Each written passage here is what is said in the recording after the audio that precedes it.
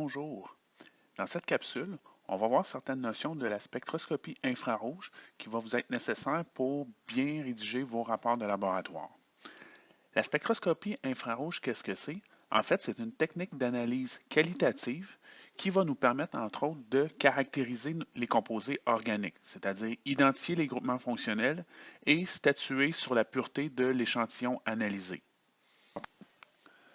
Avant de commencer l'analyse des spectres infrarouges, il est important de comprendre le principe de cette méthode d'analyse. En fait, la spectroscopie infrarouge est basée sur la vibration des liaisons covalentes dans une molécule. Donc, lorsqu'on irradie une molécule avec de la lumière infrarouge, les liaisons covalentes vont se mettre à vibrer. Donc, la liaison va s'étirer et se raccourcir. Chaque liaison va vibrer à une fréquence de vibration qui lui est propre.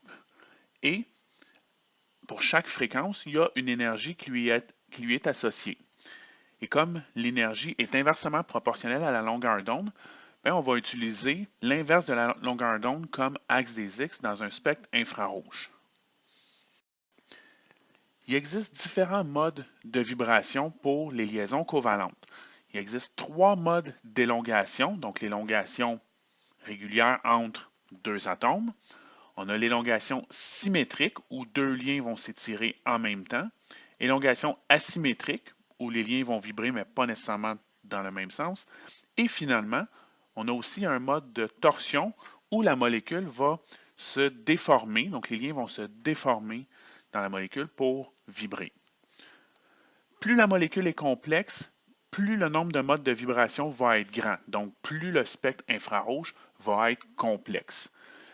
Dans l'analyse de spectre infrarouge, c'est important de savoir qu'on va vérifier l'absence ou la présence d'un mode de vibration. On ne parlera pas d'intensité ici, puisque l'intensité va varier selon différents facteurs. On va plutôt vérifier si la vibration est présente ou non sur notre spectre infrarouge. Dans le cadre du cours de chimie organique, il y a certains modes de vibration qu'on va voir plus souvent que d'autres. Donc, si on prend le cyclohexane comme exemple pour voir un premier mode de vibration, le cyclohexane est composé d'atomes de carbone, donc des liens carbone-carbone, et des liens carbone-hydrogène. Donc, deux bandes qu'on voit sur le spectre infrarouge à 2849 cm-1 et 2922 cm-1 sont associées à la vibration du lien CH où le carbone est hybridé sp3. Ce sont des bandes qu'on va voir souvent, étant donné que plusieurs molécules organiques possèdent des liens CH. Un autre mode de vibration qu'on va voir souvent, donc ici on voit comme exemple le spectre infrarouge du propane 1-ol. Donc on a d'abord les liaisons CH encore une fois, et on a aussi l'élongation du lien OH qui est caractéristique en spectroscopie infrarouge. Donc, on peut voir que le lien OH est très intense et aussi très large. Donc, le maximum est à 3353 cm-1, mais le pic au complet est très large, prend beaucoup de place dans le spectre.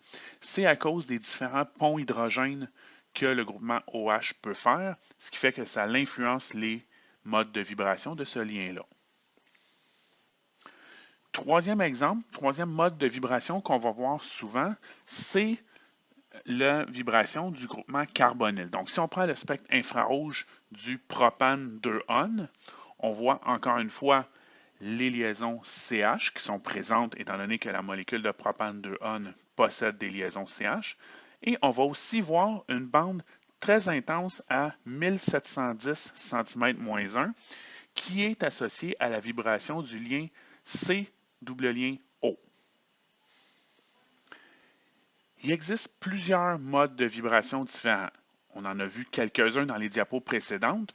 Vous pouvez vous référer au tableau des nombres d'ondes de vibration en infrarouge qui est disponible à la fin de votre cahier de technique de laboratoire pour des exemples supplémentaires qui vont vous être utiles dans l'analyse de vos spectres infrarouges. Passons maintenant à l'analyse d'un spectre infrarouge expérimental, comme ceux que vous allez obtenir au laboratoire. Ici à l'écran, on voit un spectre infrarouge expérimental de la molécule de méthanol. quand vous allez procéder à l'analyse, la première étape, c'est de vérifier que vous avez bien le bon produit en repérant les groupements fonctionnels principaux. Donc, dans notre spectre infrarouge, on voit que les principaux groupements fonctionnels sont présents, donc c'est-à-dire les liens CH et le lien OH qui est caractéristique par une bande très large. L'étape suivante, c'est de comparer notre spectre expérimental avec le spectre littéraire ou théorique de la molécule. Donc en noir, on voit qu'on a superposé le spectre littéraire d'une molécule de méthanol. On peut confirmer qu'on a la bonne molécule étant donné que les groupements fonctionnels CH et OH sont aussi présents dans le spectre littéraire. Par contre, on voit aussi que certains pics sont présents dans notre spectre expérimental, donc les pics encerclés en bleu, mais ces pics-là ne sont pas présents dans le spectre littéraire.